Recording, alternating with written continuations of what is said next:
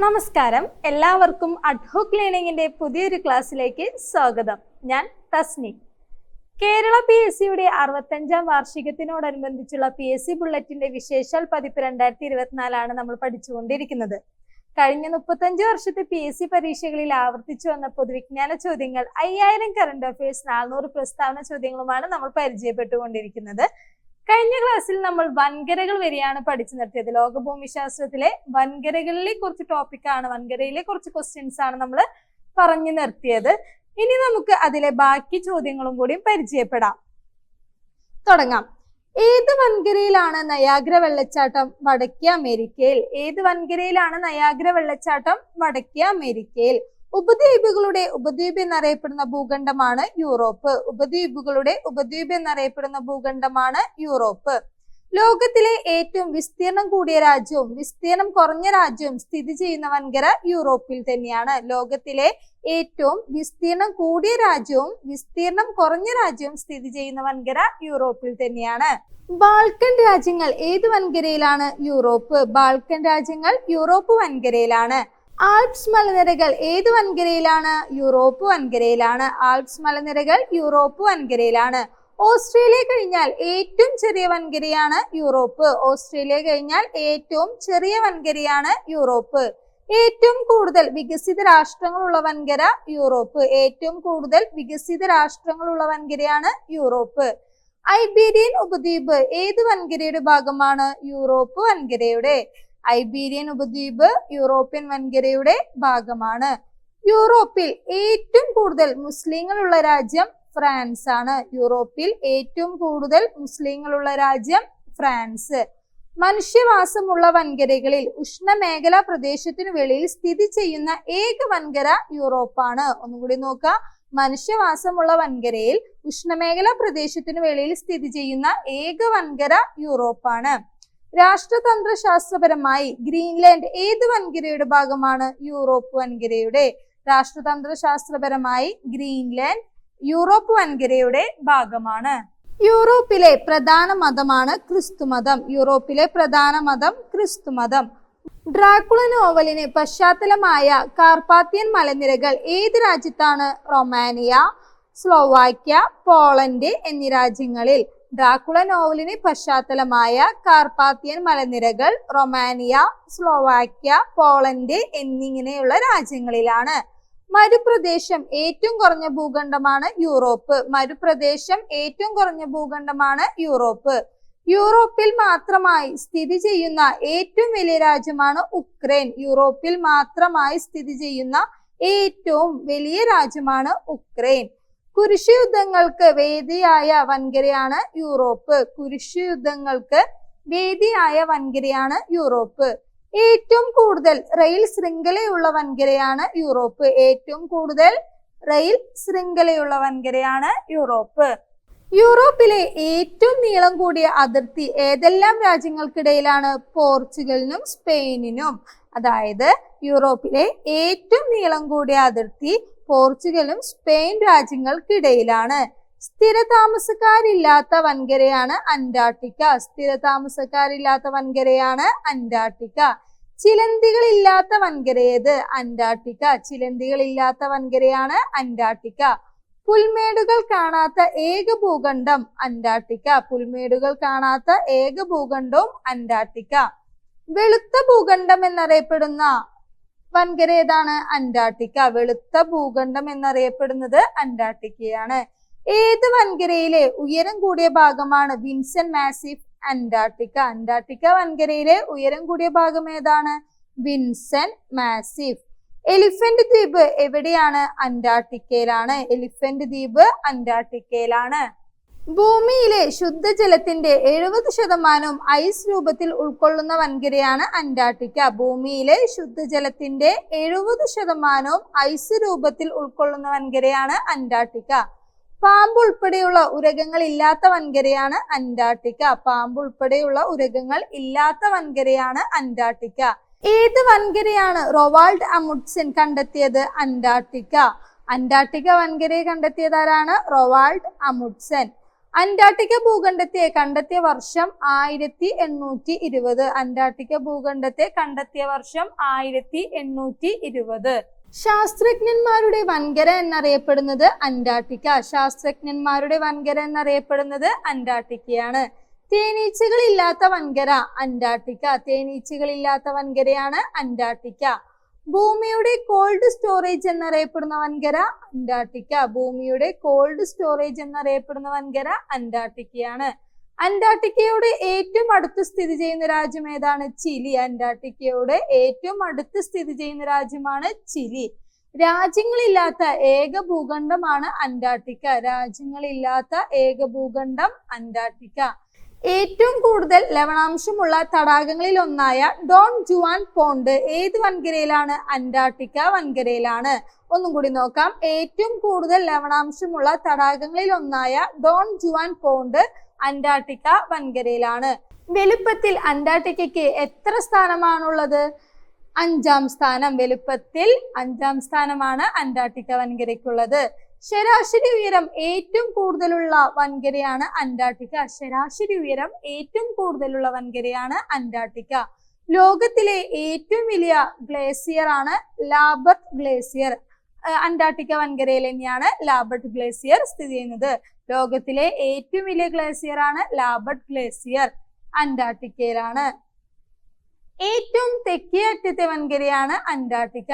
ഏറ്റവും തെക്കേ അറ്റത്തെ വൻകരയാണ് അന്റാർട്ടിക്ക. 1959 അന്റാർട്ടിക്ക ഉടമ്പടിയിൽ എത്ര രാജ്യങ്ങളാണ് ഒപ്പുവെച്ചത്? 12 രാജ്യങ്ങൾ. 1959 അന്റാർട്ടിക്ക ഉടമ്പടിയിൽ എത്ര രാജ്യങ്ങളാണ് ഒപ്പുവെച്ചത്? 12 രാജ്യങ്ങളാണ് ഒപ്പുവെച്ചത്. അന്റാർട്ടിക്കയോട് ഏറ്റവും അടുത്തുള്ള ഭൂഖണ്ഡമാണ് തെക്കേ അമേരിക്ക. അന്റാർട്ടിക്കയോട് ഏറ്റവും അടുത്തുള്ള ഭൂഖണ്ഡമാണ് തെക്കേ അമേരിക്ക. ദക്ഷിണ ധ്രുവം സ്ഥിതി ചെയ്യുന്ന വൻകരയാണ് അന്റാർട്ടിക്ക. ദക്ഷിണ ധ്രുവം സ്ഥിതി ചെയ്യുന്ന വൻകര ഏതാണ്? അന്റാർട്ടിക്ക. പെൻഗ്വിനുകൾ കാണപ്പെടുന്ന വൻകരയാണ് അന്റാർട്ടിക്ക. അത് നമുക്കെല്ലാം അറിയാം അല്ലെ. പെൻഗ്വിനുകൾ കാണപ്പെടുന്ന വൻകരയാണ് അന്റാർട്ടിക്ക. ഉറുമ്പുകളില്ലാത്ത വൻകര അന്റാർട്ടിക്ക. ഉറുമ്പുകളില്ലാത്ത വൻകരയാണ് അന്റാർട്ടിക്ക. ഏറ്റവും കൂടുതൽ രേഖാംശ രേഖകൾ കടന്നു പോകുന്ന വൻകര അന്റാർട്ടിക്ക. ഏറ്റവും കൂടുതൽ രേഖാംശ രേഖകൾ കടന്നു പോകുന്ന വൻകര അന്റാർട്ടിക്ക. പൂർണ്ണമായും സമുദ്രനിരപ്പിന് മുകളിൽ സ്ഥിതി ചെയ്യുന്ന വൻകര അന്റാർട്ടിക്കയാണ്. പൂർണ്ണമായും സമുദ്രനിരപ്പിന് മുകളിൽ സ്ഥിതി ചെയ്യുന്ന വൻകരയും അന്റാർട്ടിക്കയാണ്. ഏറ്റവും കൂടുതൽ രേഖാംശ രേഖകൾ കടന്നു പോകുന്ന വൻകര, പൂർണ്ണമായും സമുദ്രനിരപ്പിന് മുകളിൽ സ്ഥിതി ചെയ്യുന്ന വൻകരയെല്ലാം അന്റാർട്ടിക്ക തന്നെയാണ്. ഏറ്റവും കൂടുതൽ ഐസ് നിറഞ്ഞ വൻകര ഏതാണ്? അന്റാർട്ടിക്ക. ഏറ്റവും കൂടുതൽ ഐസ് നിറഞ്ഞ വൻകര അന്റാർട്ടിക്ക. ഏറ്റവും ഈർപ്പരഹിതമായ വൻകര അന്റാർട്ടിക്ക. ഏറ്റവും ഈർപ്പരഹിതമായ വൻകര അന്റാർട്ടിക്ക. എൽസ്വർത്ത് തടാകം സ്ഥിതി ചെയ്യുന്ന ഭൂഖണ്ഡം അന്റാർട്ടിക്ക. എൽസ്വർത്ത് തടാകം ഏത് വൻകരയിലാണ് സ്ഥിതി ചെയ്യുന്നത്? അന്റാർട്ടിക്ക വൻകരയിൽ. സെന്റിനൽ റേഞ്ച് എന്ന പർവ്വതനിര എവിടെയാണ്? അന്റാർട്ടിക്കയിലാണ്. സെന്റിനൽ റേഞ്ച് എന്ന പർവ്വതനിര അന്റാർട്ടിക്കയിലാണ്. സമുദ്രനിരപ്പിൽ നിന്നും ശരാശരി ഉയരം ഏറ്റവും കൂടിയ ഭൂഖണ്ഡമാണ് അന്റാർട്ടിക്ക. സമുദ്രനിരപ്പിൽ നിന്നും ശരാശരി ഉയരം ഏറ്റവും കൂടിയ ഭൂഖണ്ഡമാണ് അന്റാർട്ടിക്ക. അടിമത്തമില്ലാത്ത ഏക വൻകര അന്റാർട്ടിക്ക. അടിമത്തമില്ലാത്ത ഏക വൻകര അന്റാർട്ടിക്ക. ഏറ്റവും കൂടുതൽ കാറ്റ് വീശുന്ന വൻകര അന്റാർട്ടിക്ക. ഏറ്റവും കൂടുതൽ കാറ്റ് വീശുന്ന വൻകര ഏതാണ്? അന്റാർട്ടിക്ക. മൗണ്ട് എറിബസ് സ്ഥിതി ചെയ്യുന്ന വൻകര അന്റാർട്ടിക്ക. മൗണ്ട് എറിബസ് സ്ഥിതി ചെയ്യുന്നത് ഏത് വൻകരയിലാണ്? അന്റാർട്ടിക്ക വൻകരയിലാണ്. ഏറ്റവും തണുപ്പ് കൂടിയ വൻകര അന്റാർട്ടിക്ക. ഏറ്റവും തണുപ്പ് കൂടിയ വൻകര അന്റാർട്ടിക്ക. ഇന്ദിരാഗാന്ധിയുടെ പേരിൽ തടാകമുള്ളത് ഏത് വൻകരയിലാണ്? അന്റാർട്ടിക്ക വൻകരയിൽ. ഇന്ദിരാഗാന്ധിയുടെ പേരിൽ തടാകമുള്ളത് അന്റാർട്ടിക്ക വൻകരയിലാണ്. ശാസ്ത്രത്തിന്റെ വൻകര എന്നറിയപ്പെടുന്നത് അന്റാർട്ടിക്കയാണ്. ശാസ്ത്രത്തിന്റെ വൻകര എന്നറിയപ്പെടുന്നത് അന്റാർട്ടിക്കയാണ്. വോൾഗ നദി ഒഴുകുന്ന ഭൂഖണ്ഡം യൂറോപ്പാണ്. വോൾഗ നദി ഒഴുകുന്നത് ഏത് വൻകരയിലൂടെയാണ്? യൂറോപ്പിലൂടെയാണ്. അന്റാർട്ടിക്കയിൽ നിന്ന് ചിലിയെ വേർതിരിക്കുന്നത് ഡ്രേക്ക് പാസേജ് ആണ്. അന്റാർട്ടിക്കയിൽ നിന്ന് ചിലിയെ വേർതിരിക്കുന്നത് ഡ്രേക്ക് പാസേജ് ആണ്. മരുഭൂഖണ്ഡം എന്നറിയപ്പെടുന്നത് അന്റാർട്ടിക്കയാണ്. മരുഭൂഖണ്ഡം എന്നറിയപ്പെടുന്നത് അന്റാർട്ടിക്കയാണ്. ഏറ്റവും ചൂട് കുറഞ്ഞ ഭൂഖണ്ഡം അന്റാർട്ടിക്ക. ഏറ്റവും ചൂട് കുറഞ്ഞ ഭൂഖണ്ഡം അന്റാർട്ടിക്കയാണ്. വൻകരകളെ കുറിച്ചുള്ള നമ്മുടെ ചോദ്യങ്ങളെല്ലാം നമ്മൾ പരിചയപ്പെട്ടു കഴിഞ്ഞു. ലോക ഭൂമിശാസ്ത്രത്തെ കുറിച്ചുള്ള ടോപ്പിക്കുകളാണ് നമ്മൾ ഇതുവരെ ചർച്ച ചെയ്തത്. അടുത്തത് നമുക്ക് ഈ ബുക്കിലെ കേരള ചരിത്രത്തെ കുറിച്ച് നോക്കാം. ക്ലാസ്സിലേക്ക് കടക്കാം. കേരള ചരിത്രത്തിലെ ആദ്യത്തെ ടോപ്പിക് യൂറോപ്യന്മാരുടെ വരവും സംഭാവനകളുമാണ്. ആദ്യ ചോദ്യത്തിലേക്ക് കടക്കാം. ഇന്ത്യയുമായി നാവിക മാർഗം വാണിജ്യ ബന്ധം സ്ഥാപിച്ച ആദ്യത്തെ യൂറോപ്യൻ രാജ്യം പോർച്ചുഗൽ. ഇന്ത്യയുമായി നാവിക മാർഗം വാണിജ്യ ബന്ധം സ്ഥാപിച്ച ആദ്യത്തെ യൂറോപ്യൻ രാജ്യം പോർച്ചുഗലാണ്.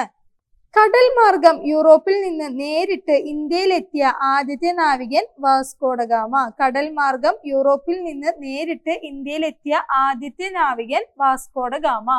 വാസ്കോഡഗാമ കോഴിക്കോട്ട് എത്തിയ കപ്പലാണ് സാവോ ഗബ്രിയേൽ. വാസ്കോഡഗാമ കോഴിക്കോട്ട് എത്തിയ കപ്പലിന്റെ പേരാണ് സാവോ ഗബ്രിയേൽ. സാവോ ഗബ്രിയേലിനെ കൂടാതെ വാസ്കോഡഗാമയുടെ സംഘത്തിലുണ്ടായിരുന്ന മറ്റു കപ്പലുകളാണ് സാവോ റാഫേൽ, സാവോ മിഗുവേൽ. അപരനാമം എന്താ? ബെറിയോ. സാവോ ഗബ്രിയേലിനെ കൂടാതെ വാസ്കോഡഗാമയുടെ സംഘത്തിലുണ്ടായിരുന്ന മറ്റു കപ്പലുകളാണ് സാവോ റാഫേൽ, സാവോ മിഗുവേൽ. കോഴിക്കോട്ടേക്കുള്ള സഞ്ചാരത്തിന് വാസ്കോഡഗാമയെ സഹായിച്ച ഗുജറാത്തി വ്യാപാരിയാണ് അബ്ദുൾ മണിക്. കോഴിക്കോട്ടേക്കുള്ള സഞ്ചാരത്തിന് വാസ്കോഡഗാമയെ സഹായിച്ച ഗുജറാത്തി വ്യാപാരിയാണ് അബ്ദുൾ മണിക്. വാസ്കോഡഗാമയുടെ സന്ദർശന സമയത്ത് കോഴിക്കോട് ഭരിച്ചിരുന്ന രാജവംശമാണ് നെടിയിരുപ്പ് സ്വരൂപം.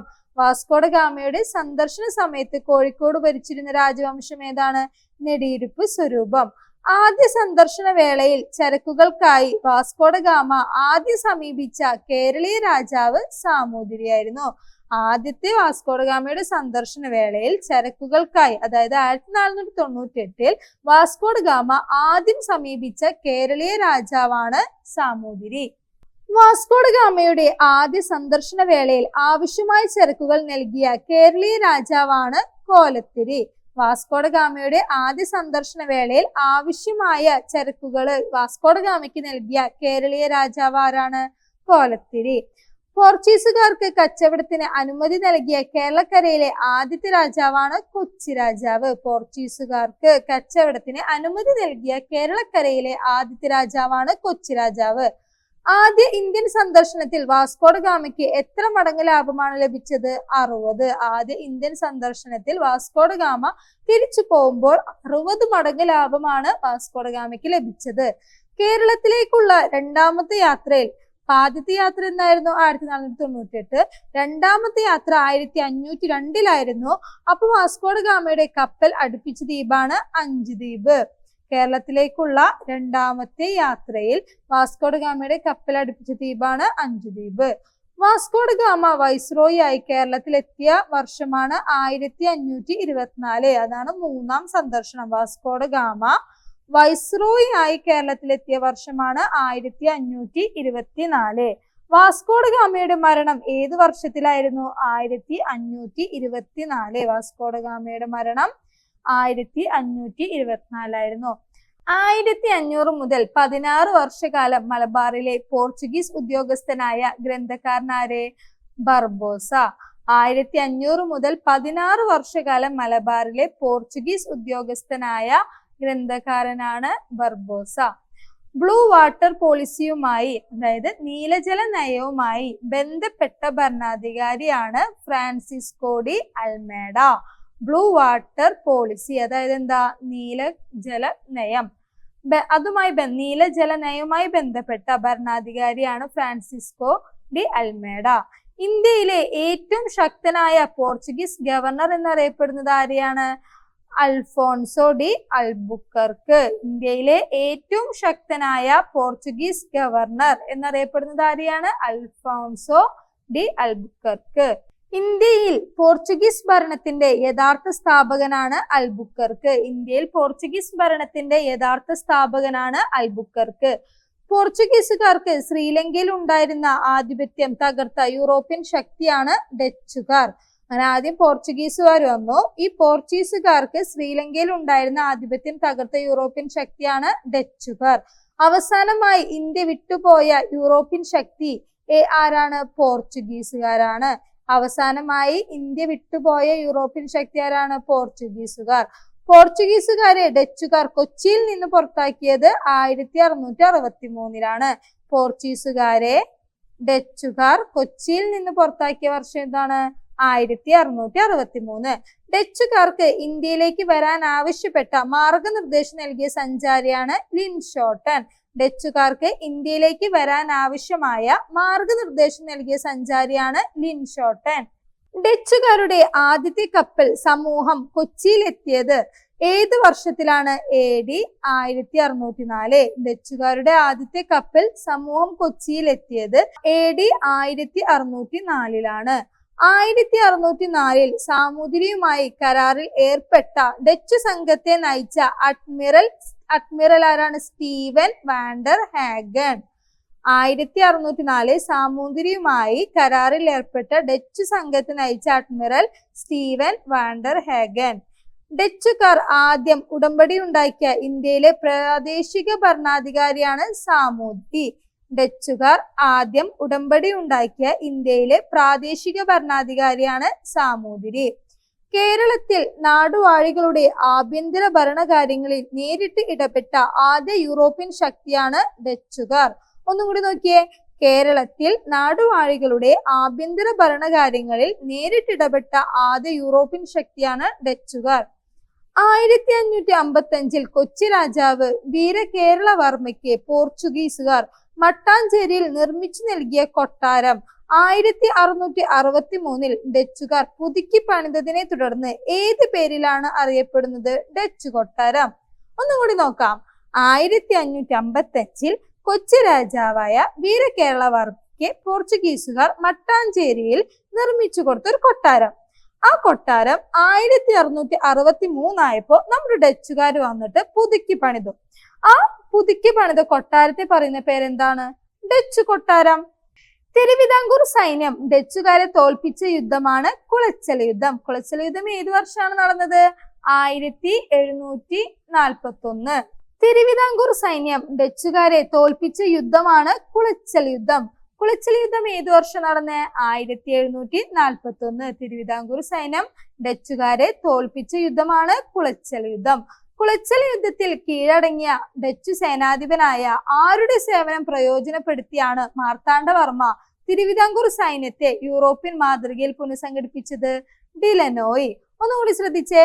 കുളച്ചൽ യുദ്ധത്തിൽ കീഴടങ്ങിയ ഡച്ചു സേനാധിപനായ നമ്മുടെ ഡിലനോയുടെ സേവനം പ്രയോജനപ്പെടുത്തിയാണ് മാർത്താണ്ഡവർമ്മ തിരുവിതാംകൂർ സൈന്യത്തെ യൂറോപ്യൻ മാതൃകയിൽ പുനഃസംഘടിപ്പിച്ചത്. പാലിയത്തച്ഛന്റെ മരണത്തെ തുടർന്ന് ഡച്ചുകാർ കൊച്ചി രാജ്യത്ത് പ്രധാനമന്ത്രിയെ നിയമിച്ച ഡച്ച് ഉദ്യോഗസ്ഥനാണ് ഹെൻറിക് റിൻസ്. പാലിയത്തച്ഛന്റെ മരണത്തെ തുടർന്ന് ഡച്ചുകാർ കൊച്ചി രാജ്യത്ത് പ്രധാനമന്ത്രിയായി നിയമിച്ച ഡച്ച് ഉദ്യോഗസ്ഥനാണ് ഹെൻറിക് റിൻസ്. സാമൂതിരിയുമായി അഴീക്കോട് സന്ധിയിൽ ഏർപ്പെട്ട യൂറോപ്യൻ ശക്തിയാണ് ഡച്ചുകാർ. അഴീക്കോട് സന്ധിയിലെ സാമൂതിരിയുമായി ഏർപ്പെട്ട യൂറോപ്യൻ ശക്തിയാണ് ഡച്ചുകാർ. മാർത്താണ്ഡവർമ്മയുമായുള്ള അധികാര തർക്കത്തിൽ കൊട്ടാരക്കര റാണിയുടെ പക്ഷം പിടിച്ച് ഇടപെടലുകൾ നടത്തിയ യൂറോപ്യൻ ശക്തി ഡച്ചുകാർ. മാർത്താണ്ഡവർമ്മയുമായുള്ള അധികാര തർക്കത്തിൽ കൊട്ടാരക്കര റാണിയുടെ പക്ഷം പിടിച്ച് ഇടപെടലുകൾ നടത്തിയ യൂറോപ്യൻ ശക്തി ഡച്ചുകാർ. എത്ര വർഷമാണ് കൊച്ചിയിൽ ഡച്ച് മേധാവിത്വം ഉണ്ടായിരുന്നത്? 132 വർഷം. അതായത് എങ്ങനെയാണ്? 1663 മുതൽ 1795 വരെ 132 വർഷമാണ് കൊച്ചിയിൽ ഡച്ച് മേധാവിത്വം ഉണ്ടായിരുന്നത്. ഡച്ചുകാർ കേരളത്തിൽ നിന്ന് നിശേഷം ഒഴിഞ്ഞുപോയത് ഏത് വർഷമാണ്? 1795. ഡച്ചുകാർ കേരളത്തിൽ നിന്ന് നിശേഷം ഒഴിഞ്ഞുപോയത് 1795. കേരളത്തിന്റെ ചരിത്ര രേഖകളിൽ ഷീമ എന്നറിയപ്പെടുന്ന പ്രദേശമാണ് ഇംഗ്ലണ്ട്. കേരളത്തിന്റെ ചരിത്ര രേഖകളിൽ ഷീമ എന്നറിയപ്പെടുന്ന പ്രദേശമാണ് ഇംഗ്ലണ്ട്. മാർഗദർശിയായ ഇംഗ്ലീഷുകാരൻ എന്നറിയപ്പെടുന്നത് ആരെയാണ്? Master Ralph Fitch. മാർഗദർശിയായ ഇംഗ്ലീഷുകാർ എന്നറിയപ്പെടുന്നത് master Ralph Fitch.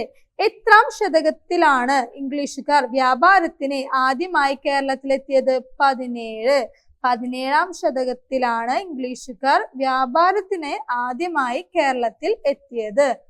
English east India കമ്പനിയുടെ പ്രതിനിധിയായ ക്യാപ്റ്റൻ കീലിംഗ് കേരളത്തിലെത്തിയ വർഷമാണ് 1615. ഇംഗ്ലീഷ് ഈസ്റ്റ് ഇന്ത്യ കമ്പനിയുടെ പ്രതിനിധിയായ ക്യാപ്റ്റൻ കീലിംഗ് കേരളത്തിലെത്തിയ വർഷം 1615. സാമൂതിരിയുമായി വ്യാപാര ഉടമ്പടി ഒപ്പുവെച്ച ആദ്യത്തെ ഇംഗ്ലീഷുകാരനാണ് ക്യാപ്റ്റൻ കീലിംഗ്. സാമൂതിരിയുമായി വ്യാപാര ഉടമ്പടി ഒപ്പുവെച്ച ആദ്യത്തെ ഇംഗ്ലീഷുകാരൻ ക്യാപ്റ്റൻ കീലിംഗ്. ഇംഗ്ലീഷുകാരുടെ കേരളത്തിലെ ആദ്യത്തെ താവളമാണ് വിഴിഞ്ഞം. അതൊന്ന് ശ്രദ്ധിച്ചേക്കിട്ടോ. ഇംഗ്ലീഷുകാരുടെ കേരളത്തിലെ ആദ്യത്തെ താവളമാണ് വിഴിഞ്ഞം.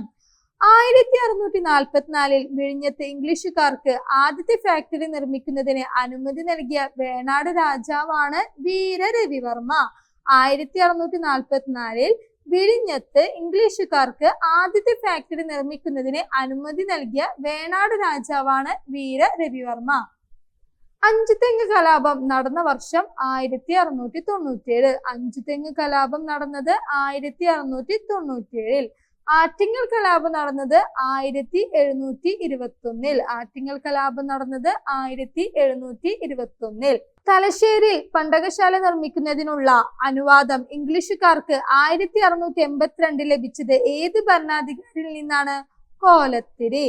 തലശ്ശേരിയിൽ പണ്ടികശാല നിർമ്മിക്കുന്നതിനുള്ള അനുവാദം ഇംഗ്ലീഷുകാർക്ക് 1682 കോലത്തിരി ഭരണാധികാരിയിൽ നിന്നാണ് ലഭിച്ചത്. മലബാറിലെ ഭരണം ചിട്ടപ്പെടുത്താൻ എത്തിയ ഇംഗ്ലീഷ് കമ്മീഷണർമാരുടെ ആസ്ഥാനം എവിടെയായിരുന്നു? തലശ്ശേരി. മലബാറിലെ ഭരണം ചിട്ടപ്പെടുത്താൻ വേണ്ടി ഒരു ഇംഗ്ലീഷ് കമ്മീഷണർമാർ എത്തിയിട്ടുണ്ടായിരുന്നു. അവരുടെ ആസ്ഥാനം തലശ്ശേരിയിലാണ്. ഏത് യുദ്ധത്തിലേറ്റ പരാജയത്തെ തുടർന്നാണ് ടിപ്പു സുൽത്താൻ മലബാറിനെ ബ്രിട്ടീഷുകാർക്ക് കൈമാറിയത്? മൂന്നാം ആംഗ്ലോ മൈസൂർ യുദ്ധം. മൂന്നാം ആംഗ്ലോ മൈസൂർ യുദ്ധത്തിലേറ്റ പരാജയത്തെ തുടർന്നാണ് ടിപ്പു സുൽത്താൻ മലബാറിനെ ബ്രിട്ടീഷുകാർക്ക് കൈമാറിയത്. ഏത് ഉടമ്പടി പ്രകാരമാണ് മലബാർ ടിപ്പുവിൽ നിന്ന് ബ്രിട്ടീഷുകാർക്ക് ലഭിച്ചത്? ശ്രീരംഗപട്ടണം ഉടമ്പടി. അതൊന്ന് ശ്രദ്ധിച്ചേക്കിട്ടോ. ശ്രീരംഗപട്ടണ ഉടമ്പടി 1792 ഉടമ്പടി പ്രകാരമാണ് മലബാർ ടിപ്പുവിൽ നിന്ന് ബ്രിട്ടീഷുകാർക്ക് ലഭിച്ചത്. ശ്രീരംഗപട്ടണം ഉടമ്പടിയിലൂടെ മലബാർ ബ്രിട്ടീഷ് ഭരണത്തിന് കീഴിലായ വർഷം നമ്മൾ പറഞ്ഞു അല്ലെ, 1792. ബ്രിട്ടീഷ് മലബാറിന്റെ ആസ്ഥാനമായിരുന്ന പട്ടണമാണ് കോഴിക്കോട്. ബ്രിട്ടീഷ് മലബാറിന്റെ ആസ്ഥാനമായിരുന്ന പട്ടണം കോഴിക്കോട്. കേരളക്കരയിൽ പരാജിതരായ ഡച്ചുകാരിൽ നിന്ന് അവരുടെ ആധിപത്യത്തിലുള്ള പ്രദേശങ്ങൾ ലഭിച്ചതാർക്കാണ്? ഇംഗ്ലീഷുകാർക്ക്. അതായത് കേരളക്കരയിൽ നിന്ന് നമ്മുടെ ഡച്ചുകാര് പരാജയപ്പെട്ടു. അപ്പൊ അവരുടെ കീഴിലുണ്ടായിരുന്ന പ്രദേശങ്ങള് നേരെ ആർക്ക് ലഭിച്ചു? ഇംഗ്ലീഷുകാർക്ക് ലഭിച്ചു. ഏത് വർഷം വരെയുള്ള ബ്രിട്ടീഷ് ആധിപത്യത്തെ കുറിച്ചാണ് വില്യം ലോഗൻ രചിച്ച മലബാർ മാനുവൽ പ്രതിപാദിക്കുന്നത്? 1885. 1885 വർഷം വരെയുള്ള ബ്രിട്ടീഷ് ആധിപത്യത്തെ കുറിച്ചാണ് വില്യം ലോഗൻ എന്ത് രചിച്ചത്? മലബാർ മാനുവലിൽ രചിച്ചത്.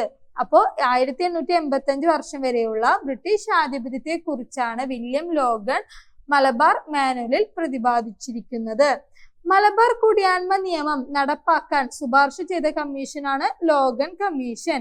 ഈ പോയിന്റ് കൂടി ഒന്ന് നോട്ട് ചെയ്തോളൂ. മലബാർ കുടിയാന്മ നിയമം നടപ്പാക്കാൻ ശുപാർശ ചെയ്ത കമ്മീഷനാണ് ലോഗൻ കമ്മീഷൻ.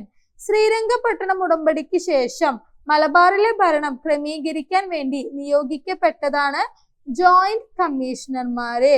ശ്രീരംഗപട്ടണം ഉടമ്പടിക്ക് ശേഷം മലബാറിലെ ഭരണം ക്രമീകരിക്കാൻ വേണ്ടി നിയോഗിക്കപ്പെട്ടത് ആരെയാണ്? ജോയിന്റ് കമ്മീഷണർമാരെ. മലബാർ പ്രദേശത്തെ ഭരണം ചിട്ടപ്പെടുത്താൻ കമ്മീഷണർമാർ എത്തിയത് ഏത് വർഷത്തിലാണ്? 1792. മലബാർ പ്രദേശത്തെ ഭരണം ചിട്ടപ്പെടുത്താൻ കമ്മീഷണർമാർ എത്തിയത് 1792. മലബാറിനെ കുറിച്ചുള്ള ആദ്യത്തെ കൊളോണിയൽ റിപ്പോർട്ട് ഏതായിരുന്നു? ജോയിന്റ് കമ്മീഷണേഴ്സ് റിപ്പോർട്ടായിരുന്നു. മലബാറിനെ കുറിച്ചുള്ള ആദ്യത്തെ കൊളോണിയൽ റിപ്പോർട്ട് ഏതായിരുന്നു? ജോയിന്റ് കമ്മീഷണേഴ്സ് റിപ്പോർട്ടായിരുന്നു. ബ്രിട്ടീഷുകാരുടെ നികുതി വ്യവസ്ഥയ്ക്കെതിരെ കലാപത്തിൽ കുറിച്യർക്കൊപ്പം പങ്കെടുത്ത ഗോത്ര വിഭാഗമാണ് കുറുമ്പർ.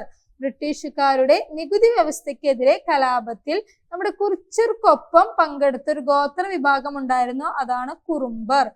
തിരുവിതാംകൂർ ഇംഗ്ലീഷ് മേൽക്കോയ്മ അംഗീകരിച്ചത് ഏത് വർഷത്തിലാണ്? AD 1795. തിരുവിതാംകൂർ ഇംഗ്ലീഷ് മേൽക്കോയ്മ അംഗീകരിച്ചത് AD 1795. വ്യാപാര ആവശ്യത്തിന് ഇന്ത്യയിലെത്തിയ അവസാനത്തെ യൂറോപ്യൻ ശക്തിയാണ് ഫ്രഞ്ചുകാർ. അപ്പൊ ആദ്യം എത്തിയത് ആരായിരുന്നു? പോർച്ചുഗീസുകാർ. ലാസ്റ്റ് എത്തിയതാണ് ഫ്രഞ്ചുകാർ. കേരളത്തിലെ മയ്യഴി ഏത് വിദേശ കമ്പനിയുടെ അധിനിവേശ പ്രദേശമായിരുന്നു? ഫ്രഞ്ച്. കേരളത്തിലെ മയ്യഴി ഫ്രഞ്ച് വിദേശ കമ്പനിയുടെ അധിനിവേശ പ്രദേശമായിരുന്നു. ഫ്രഞ്ചുകാർക്ക് 1763 ശേഷം കേരളത്തിൽ സ്വാധീനമുണ്ടായിരുന്ന ഏക പ്രദേശം മയ്യഴിയാണ്. ഫ്രഞ്ചുകാർക്ക് 1763 ശേഷം കേരളത്തിൽ സ്വാധീനമുണ്ടായിരുന്ന ഏക പ്രദേശം മയ്യഴിയാണ്. മാഹി മഹാജനസഭ രൂപവൽകൃതമായ വർഷം 1938. മാഹി മഹാജനസഭ രൂപവൽകൃതമായ വർഷം 1938. ആരുടെ നേതൃത്വത്തിലുള്ള മാഹി മഹാജനസഭയുടെ പ്രവർത്തനങ്ങളാണ് മാഹിയിലെ ഫ്രഞ്ച് ഭരണം അവസാനിപ്പിച്ചത്? IK Kumaran master. IK Kumaran മാസ്റ്ററുടെ നേതൃത്വത്തിലുള്ള മാഹി മഹാജനസഭയുടെ പ്രവർത്തനങ്ങളാണ് മാഹിയിലെ ഫ്രഞ്ച് ഭരണം അവസാനിപ്പിച്ചത്. മയ്യഴി ഗാന്ധി എന്നറിയപ്പെടുന്നത് ആരാണ്?